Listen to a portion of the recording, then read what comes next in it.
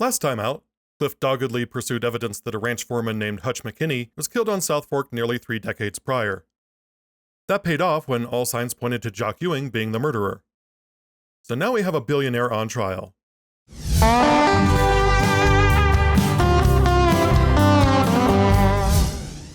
Ellie and Matt Devlin are continuing to talk about what's been going on the last few weeks.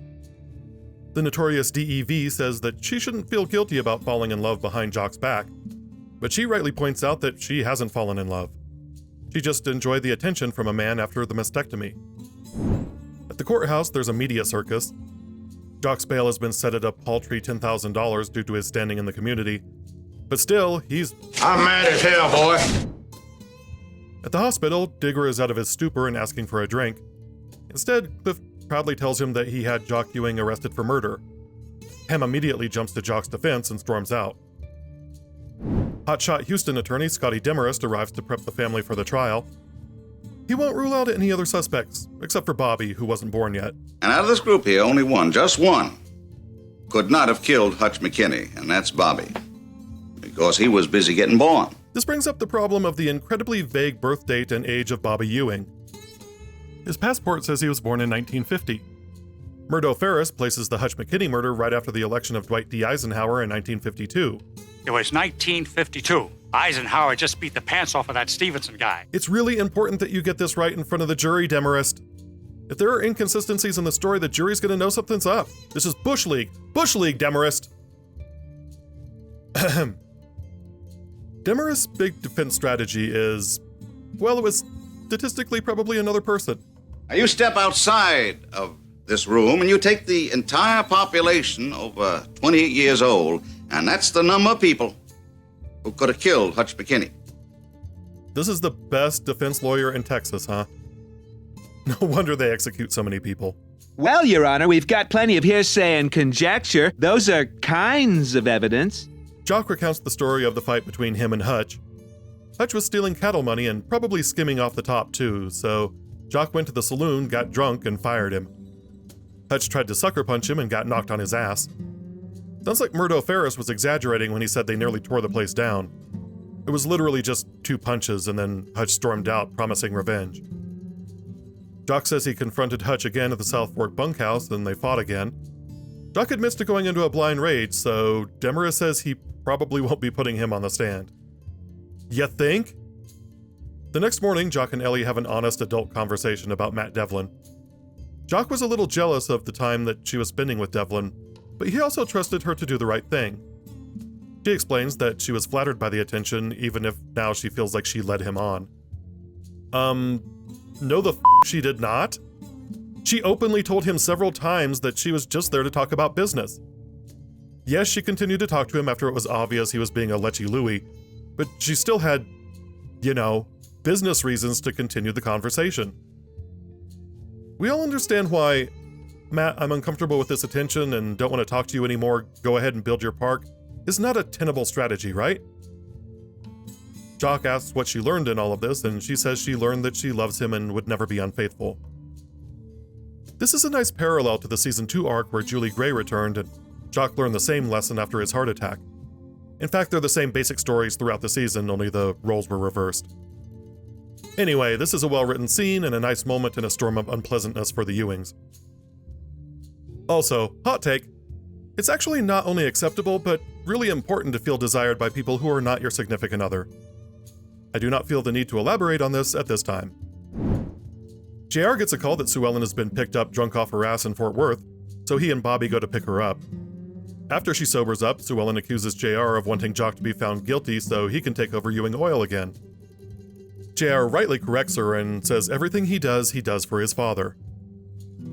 Yeah, that's a total misreading of JR's motivations on Sue Ellen's part. But she's got the green-colored glasses on where JR is concerned anyway. Bobby picks Pam up from the hospital, and despite her wanting to stay by her father's side, Bobby knows what's best for her, so he's hired a private nurse and is dragging Pam back home over her objections. Bobby is just the worst sometimes. At the DA's office, Sloan tells Cliff that Sloan will be replacing him as the lead prosecutor in the Ewing trial. Cliff thinks that there's some conspiracy afoot. Yeah, because my sister is the defendant's daughter-in-law, I claim to be the father of the defendant's grandchild, and my disgruntled alcoholic father was the defendant's estranged business partner in no way represent a conflict of interest. At the offices of Ewing Oil, JR thinks they should probably bribe or intimidate the jurors, but Scotty says that will probably be frowned upon and land people in jail. Instead, he just wants to collect data on them with private investigators. The Ewings and one of their entitlement head clouds refuse to believe that there's a strong case just because the guy is dead, was found on Ewing property, shot with Jock Ewing's gun, and there were multiple witnesses to Jock openly threatening to kill him earlier in the night. It's like there's an arms race between Cliff and the Ewings to see who is more delusional about this case. Bobby confronts Cliff at the hospital and threatens to murder him. Okay, so Bobby jumps out to a seemingly insurmountable lead in that delusional arms race. Seriously, in what world is it's okay to threaten to murder the prosecutor in my dad's criminal case, where he threatened to murder a guy who later wound up murdered, even close to a good idea? I know we've seen that Bobby is a hothead, but for God's sakes, Bobby, you are some indeterminate age between 27 and 33 years old. You should be able to exercise more restraint. Bobby instead storms into Digger's hospital room and tells him that Jock is being prosecuted for murder and that Ellie will be left all alone. Digger dramatically says he never wanted any of this, and we go to commercial. The trial finally begins with Sheriff Fenton Washburn flat out lying to the prosecutor when he tells him that his deputies discovered the body on South Fork. Let's go back to Mother of the Year and the tail of the tape. It was, in fact, Ray Krebbs' construction workers who unearthed the skeleton. Don't try to steal Ray's collar on this, Fenton. Next witness is the facial reconstruction expert who opens the door to bringing in Hutch McKinney's reconstructed head, complete with bullet hole right between the eyes. On a break, JR admits to Bobby that he doesn't want to be called to the stand because he might hurt his father's case. Bobby tells him to be honest. Yeah, okay. Like JR is just going to be honest. Who even are you, Robert James? JR also catches Sue Ellen taking a swig from her purse vodka and tells her to straighten up. He also accuses her of losing her class, and she lets him know that he's the worst thing that ever happened to her. Maybe she's just practicing her renewal vows. She pugnaciously takes a hit of breath spray, which is the most 1980s thing that has happened on this show so far. They might as well have hit Tears for Fears as she walked off screen.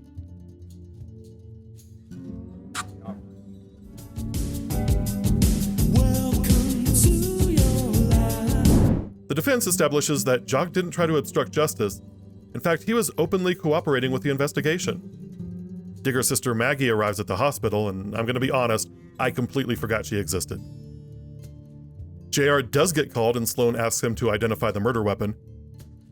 It's 38. Could you be a little more specific? A 38.5?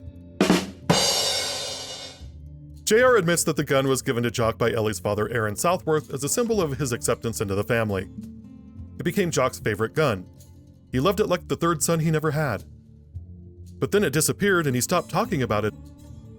That's suspicious. The next witness is a guy named Virgil Tuttle. He was a ranch hand on South Fork who saw the second fight between Hutch and Jock. He also heard Jock say he'd kill Hutch if he ever saw him on South Fork again. Jock even had to come into the bunkhouse to wash up because he had blood spattered all over him. Cliff calls a halt to the trial and tells Miss Ellie that Digger is asking for her. He's dying. On his deathbed, Digger tells Cliff, Ellie, and Pamela the story of how he returned home and caught Hutch McKinney with his wife Rebecca, played by Victoria Principal in a wig. Hutch had just been fired by Jock Ewing, so he was leaving town and taking Rebecca with him because they were in love. Rebecca tells Digger that Hutch is the daddy of her unborn child. This is all played straight with the common film language for flashbacks of the time, but it's straight camp when viewed today. The Vaseline on the lens, the sepia tone, the point of view shot, those are all cliched. But my two favorite parts are, 1, Irving J. Moore's only acting direction to Victoria Principal for playing Rebecca Barnes was apparently Pamela, but more so. Digger. Hutch is the daddy.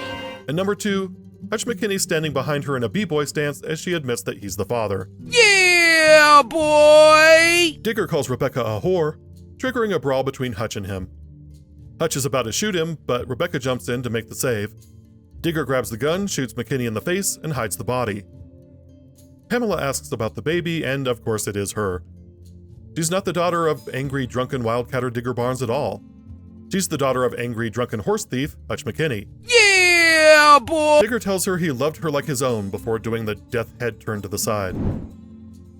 Pamela is in such shock that she needs a sedative, but that might just be the neurofibromatosis kicking in. Oh wait, no, she doesn't have that disease. She could have had a healthy baby this whole time. And Digger knew the whole time and he didn't say anything. Yeah, that guy. The deathbed confession clears Jock. Jock admits he didn't mention the missing gun because he thought he'd lost it and didn't want Miss Ellie to get mad at him for being careless with her father's symbolic gift to him. Turns out old Hutch just stole it though. Like he stole cattle off of landowners and women off of drunkards. Yeah, boy! JR apologizes for being a hostile witness, but Jock tells him he's proud of him for stepping up like a man. It's the proudest moment you will ever see from J.R. Ewing. See, he just wants his daddy's respect. And in a great closing shot, Digger is laid to rest with the preacher reciting Psalm 23.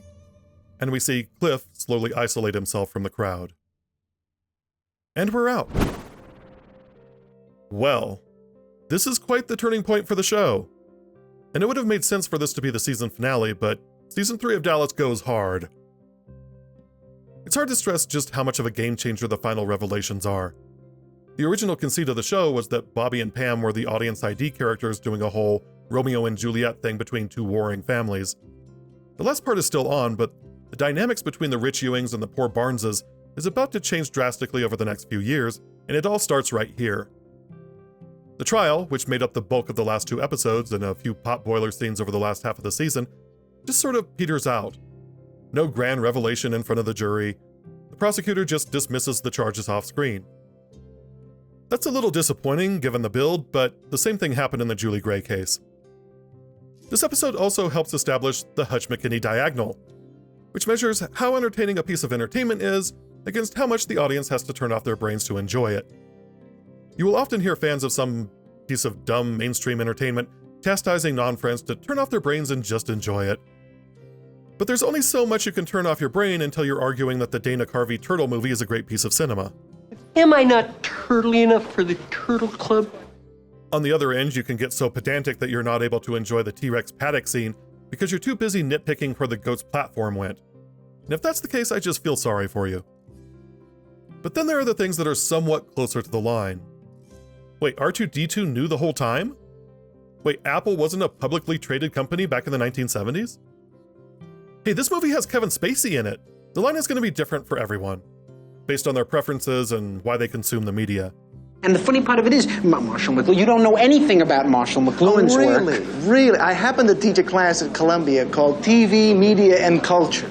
So I think that my insights into Mr. McLuhan, well, have a great deal of validity. Oh, do you? Yeah. Well, that's funny because I happen to have Mr. McLuhan right here. So, yeah, just let me come over here a second. Oh, Tell him. I heard what you were saying. You know nothing of my work. How you ever got to teach a course in anything is totally amazing. Boy, if life were only like this. But the point is, there comes a moment where something crosses the line and you stop enjoying the story and start rationalizing it. For me, the Hutch McKinney story is right on the cusp of the diagonal. Just dramatically campy enough to be enjoyable, but just stupid and hackneyed enough to trigger my spidey sense. So, you're telling me that there was an incident at South Fork 28 years ago in which a man was murdered with Jock's gun. That man's skeleton was dug up when Jock's surrogate son started to build a house. Jock's mortal enemy's son got screwed out of his prestigious position by Jock's eldest son. Digger's son then gets a lowly job as an assistant district attorney, where he abuses his power to investigate the original murder, only to find out that the assistant prosecutor's own father was the one who killed the guy. That is one magic loogie. So I shouldn't go along with it, but I also appreciate poetic justice. And when you think about the Deus Ex Machina of it all, it's pretty delicious. If Pam doesn't slip up and reveal to JR that Cliff's girlfriend had an illegal abortion, he wouldn't have sold his soul to the evil cabal that installed him as the head of land management. And he wouldn't have put the screws to the Ewing so hard that JR had to enlist Alan Beam to trick Cliff out of the OLM. And Cliff wouldn't have been so desperate that he'd take an assistant's job with the district attorney's office, and he wouldn't have been given the yeoman's task of the cold case on South Fork Ranch, which he of course drove into the ground with pit bullish tenacity. ultimately forcing Digger to reveal who Pam's real father was. I guess you could say without Pamela's homophobia rearing its ugly head and a desperate attempt to defend Cliff against charges that he was gay, she might never have found out that she wasn't Digger's daughter. And the revelation that she's not Digger's daughter is the thing that completely unravels the original character's raison d'etre. Anyway, there are 2 more episodes in the season, but this seems like a solid way to go out. I can't imagine anything big will happen over the next few episodes. Jock got cleared on a murder charge, Digger died, Pamela's identity is now in question, Llewellyn is off the wagon. That's enough to launch us into season 4. I might just skip the next 2 episodes. They can't possibly offer anything in the way of relevance. Yes, I'm kidding. See you for some wheeling and dealing.